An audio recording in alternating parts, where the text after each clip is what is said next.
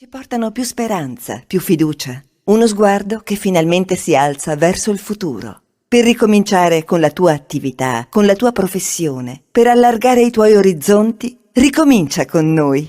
Contatta il nostro ufficio pubblicità. È il momento giusto per ripartire insieme. Chiamaci ai nostri contatti.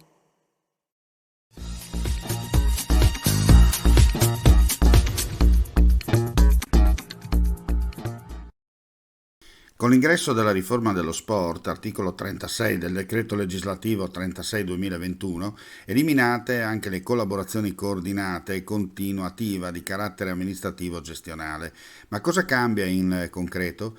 La novità principale è che i compensi sportivi, come finora conosciuti, non esisteranno più.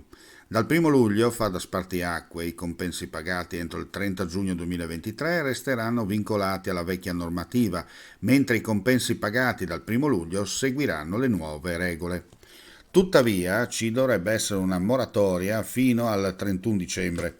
Durante la serata, dopo la presentazione del Presidente della Regione, della Lega Nazionale Dilettanti del Friuli Venezia Giulia, Canciani, sono intervenuti tra gli altri via web il vicegovernatore e assessore allo sport della Regione Friuli Venezia Giulia Mario Anzil e il Presidente della Commissione Lavoro della Camera dei Deputati, onorevole Walter Rizzetto, che hanno assicurato che ci saranno delle deroghe per mitigare la burocratica riforma voluta dal governo Conte. Successivamente è intervenuto il dottor Alberto Rigotto, direttore amministrativo dell'Udinese Calcio, che ha illustrato la riforma. La riunione è iniziata con i saluti del direttore generale dell'Udinese Calcio, Franco Collavino.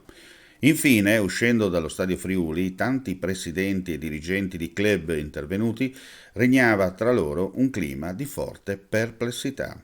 Ai posteri l'ardua sentenza. Ci portano più speranza, più fiducia, uno sguardo che finalmente si alza verso il futuro. Per ricominciare con la tua attività, con la tua professione, per allargare i tuoi orizzonti, ricomincia con noi. Contatta il nostro ufficio pubblicità. È il momento giusto per ripartire insieme. Chiamaci ai nostri contatti.